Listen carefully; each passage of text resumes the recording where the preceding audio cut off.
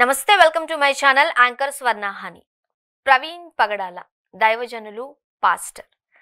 ప్రస్తుతానికి ఈయన మరణానికి సంబంధించి రకరకాల అభిప్రాయాలు మనం సామాజిక మాధ్యమాలలో అలానే టీవీ ఛానల్స్లో మనం చూస్తూ ఉన్నాం.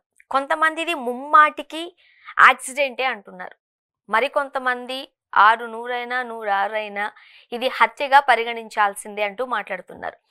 ఇది హత్య లేదంటే రోడ్ యాక్సిడెంటా? రెండిటికి మనకి విజువల్స్ కంటికి కనపడుతున్న దృశ్యాలను బట్టి చూస్తూ ఉంటే ఏం అర్థమవుతుందో క్లియర్గా చూద్దాం. యాక్చువల్గా ఈ వీడియో చేయడానికి ముందు రకరకాల వాదనలు కావచ్చు, అభిప్రాయాలు కావచ్చు, మనం మీడియాలో సర్క్యులేట్ అవుతున్నది చూస్తూనే ఉన్నాం. అండ్ ఏదో పెద్ద నాలెడ్జ్తో ఈ వీడియో చేస్తున్నాను, లేకపోతే ఏదో తెలుసుకుని చేస్తున్నాం, ఇదంతా కాదు. ఒక సామాన్యులు విజువల్స్లో చూసినప్పుడు వాళ్ళ దృష్టికి ఎలా కనపడుతుంది, దీన్ని పాయింట్అవుట్ చేసే, దీన్ని బేస్ చేసుకునే ఈ వీడియో చేయడం జరుగుతుందండి. ఫస్ట్ ఆఫ్ ఆల్ దైవజనులు పాస్టర్ ప్రవీణ్ పగడాల గారు చనిపోయారు. ఈరోజు ఆయన మన మధ్య లేరు. ఫస్ట్ ఆఫ్ ఆల్ దానికి మనం కంప్లీట్గా హృదయపూర్వకంగా సంతాపం తెలియజేస్తున్నాం. బట్ ఆయన మరణానికి సంబంధించి ఎందుకింత వాదనలు చెలరేగుతున్నాయి? అసలు ఏం చూసాము? రాజమండ్రి ఆయన వెళుతూ ఉన్నారు, ఒక దేవునికి సంబంధించిన సభలో పాల్గొనడానికి హైదరాబాద్ నుంచి ఆయన బుల్లెట్ బండి మీద వెళుతూ ఉన్నారు. ఇది రీజన్గా చూస్తూ ఉన్న నేపథ్యంలో ఒక తెల్లవారుజామున లేకపోతే ఉదయం అయిన తర్వాత స్థానికులు చూసిన సమాచారం ప్రకారం అక్కడ ఒక వ్యక్తి పడిపోయి ఉన్నారు. ఆయన ఎవరో తెలియదు, తలకి హెల్మెట్ పెట్టుకుని ఉన్నారు, ఫేస్ అంతా గాయాలయ్యి ఉన్నాయి, ఆయన ఎవరో తెలియకుండా కనిపించారు. ఇది పోలీసులకి ప్రాథమికంగా వచ్చిన సమాచారం. సో తీరా అక్కడికి వచ్చి చూసేసరికి ముఖం అంతా కూడా పగిలిపోయి ఉంది, పెదవి పగిలిపోయి ఉంది. ఒక రకంగా చెప్పాలంటే గుర్తుపట్టడానికి కాస్త కష్టతరంగానే ఆ ముఖాన్ని అయితే చూశారు పోలీసులు. ఎవరా అని ఆరా తీస్తే అది దైవజనులు పాస్టర్ ప్రవీణ్ పగడాల గారు. సో ఆ సీన్ చూసినప్పుడు మనకి బయటపడ్డ విజువల్స్, తీసిన ఫొటోస్ ప్రకారం చూస్తే ఒక వ్యక్తి కింద పడిపోయి ఉన్నారు. ఒక బుల్లెట్ బండి, చాలా వెయిట్ ఉంటుంది ఆ బండి బాడీ మీద ఇలా ప్లేస్ చేసి ఉండింది. ఆ పక్కన ఎవరినైనా కొట్టినప్పుడు విరిగిపోయిన కర్రలు, ఆ కర్రల పైన రక్తపు మరకలు. ఇది డెడ్ బాడీ స్పాట్లో కనపడిన మొట్టమొదటి దృశ్యాలు. ఆయన ఒక బ్యాగ్ వేసుకొచ్చారంట, ఆ బ్యాగ్ కూడా ఆ క్షణానికైతే కనిపించలేదు ఎవరికి. తర్వాత తెలిసింది అది పోలీసుల ఆధీనంలో ఉంది అని. సో ఇది విజువల్స్ చూసినప్పుడు ఖచ్చితంగా ఎవరేమనుకుంటారు, ఆ ఫేస్ గాయాలు చూడగానే ఎవరో కొట్టి చంపేశారు అని అంటారు. యాక్సిడెంట్ అయింది అనే ఒక వాదనకి సంబంధించి మనం చూడొచ్చు.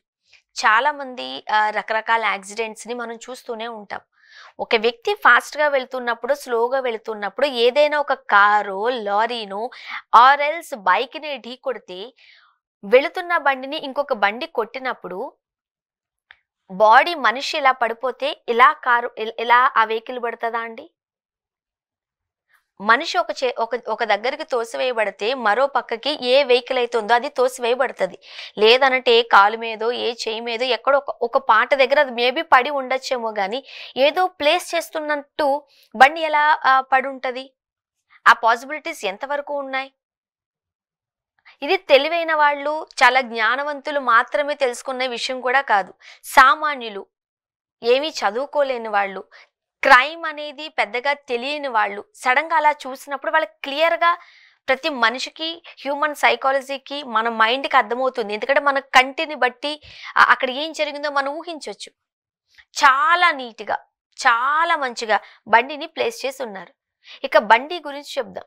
ఒక మనిషి అంత పెద్ద గాయాలు, విచిత్రం ఏంటి అని అంటే కేవలం ముఖం మీదే గాయాలు ఉన్నాయండి, బాడీ మీద ఎక్కడ పెద్ద పెద్ద గాయాలు ఏం కనిపించట్లేదే.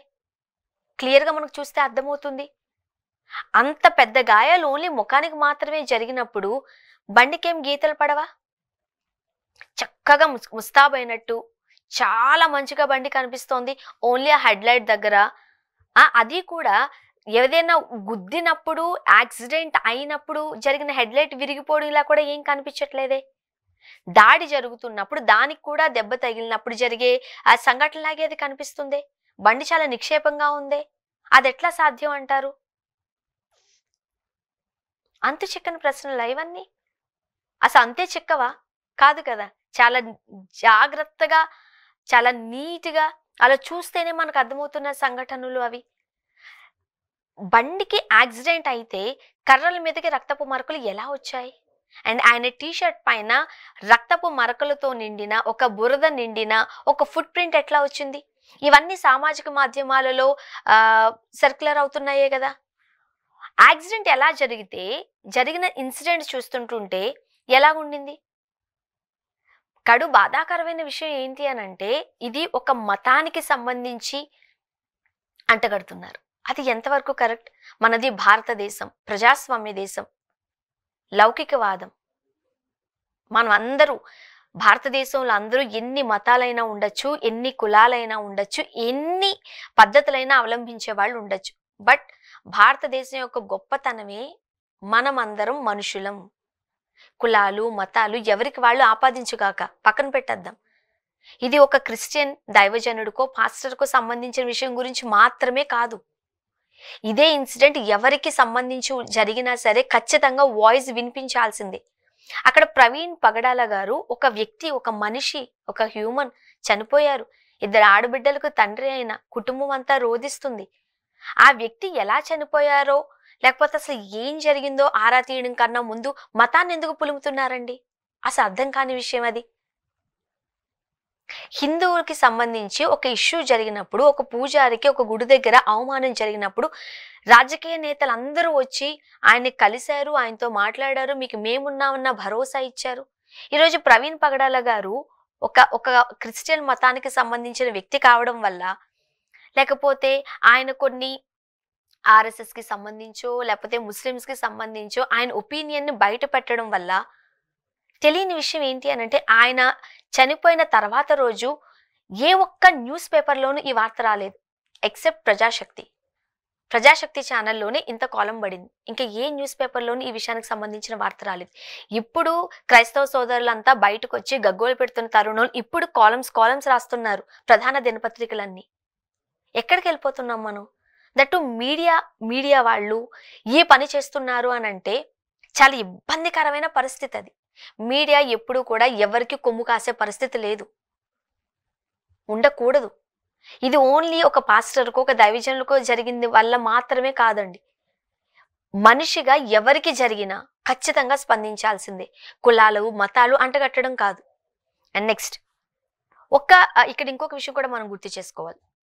మాజీ ఎంపీ మనం హర్ష కుమార్ గారు మాత్రమే బయటకు వచ్చి ఇది ఖచ్చితంగా యాక్సిడెంట్ కాదు, ఎవరో కావాలని హత్య చేశారు అని తన వాయిస్ అయితే వినిపించారు. ఆయన తప్ప ఇంతవరకు ఇంతగా బయటకు వచ్చి కనిపించిన వాళ్ళని పెద్దగా మనం చూడలేం. మరికొంతమంది పెద్దవాళ్ళు బయటకు వచ్చి మాట్లాడారు అనుకోండి, బట్ అంతగా ప్రాచుర్యంలోకి అయితే దాన్ని తీసుకురావట్లేదు. ఎందుకు తీసుకురావట్లేదు అనేది మనకు కూడా తెలియని విషయం. ఇది అసలైన అంతు చిక్కని ప్రశ్న. ఇప్పుడు నా పాయింట్ ఏంటంటే, ప్రవీణ్ పగడాల గారు అది యాక్సిడెంటా లేదు అనంటే ఎవరైనా కావాలని చంపేశారా, ఈ మిస్టరీ కాదు వీడాల్సింది. ఈ వీడియో చేయడానికి మెయిన్ ఉద్దేశం కూడా అదే. ఇది కాదు ఇప్పుడు మనకి కావాల్సింది. క్లియర్ కట్గా కంటికి కనిపిస్తున్నట్లు ఆ రక్తపు మరకలున్న కర్రలను చూస్తే కావచ్చు, ఫుట్ ప్రింట్ కావచ్చు, ఓకే, లేదు అనంటే బండి పడిన విధానం బట్టి చూడొచ్చు. ఇవన్నీ కూడా యాక్సిడెంట్ కాదు, కావాలనే ఎవరో కక్షపూరితంగానే ప్రీ ప్లాన్డ్ మర్డర్ అని తెలుస్తున్నప్పుడు అది ఎవరు చేశారు అనే దాని మీద కదా ఫోకస్ పెట్టాలి. ఇప్పుడు ఇక్కడ మనం ఈ వీడియో చేయడానికి రీజన్ ఏంటంటే, ఎందుకు ఇలా జరిగింది దీని మీద కదా ఆరా తీయాలి. ఈ విషయాన్ని పక్కన పెట్టేసి అత్యంత దురదృష్టకరమైన సంఘటన ఏంటి అనంటే, చనిపోయిన వాళ్ళు భారతదేశంలో ఇప్పటికీ క్లారిటీ లేని మృతుల సంఖ్య, అసలు ఎందుకు ఎవరు చేశారో తెలియని సంఘటనలు కోకొల్లలుగా ఉన్నాయి. అనుమానాస్పద మృతి, ఎప్పటికీ ఆన్సర్ లేదు దానికి. అట్లీస్ట్ ఆ లిస్ట్లోనన్నా వేసి ఉండుంటే కొంచెం బాగుండుండేదేమో. అదేది కాకుండా ఒక దైవజనుణ్ణి, పాస్టర్ని ఒక తప్పుడు వేలో చిత్రీకరించే ప్రయత్నం జరుగుతోంది. ఇది అత్యంత బాధాకరమైన విషయం. ఖచ్చితంగా ఆయన విజయవాడకు ముందే 2 సార్లు యాక్సిడెంట్లు జరిగాయంట, 2 సార్లు. అది ఎలాగో మనకు అర్థం కాని విషయం. ఒక యాక్సిడెంట్ జరిగిన వ్యక్తి వెంటనే ప్రయాణం చేయగలరా? చేసేస్తారు అంట.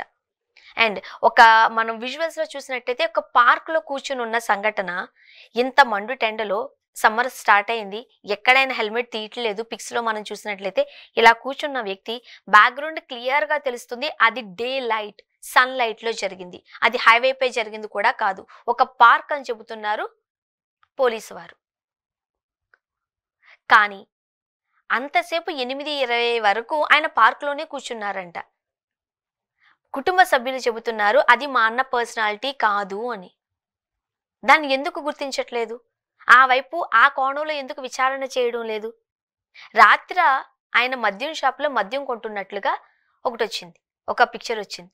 అది మాట్లాడాలన్నా కూడా కాస్త ఇబ్బందిగానే అనిపిస్తుంది నాకు.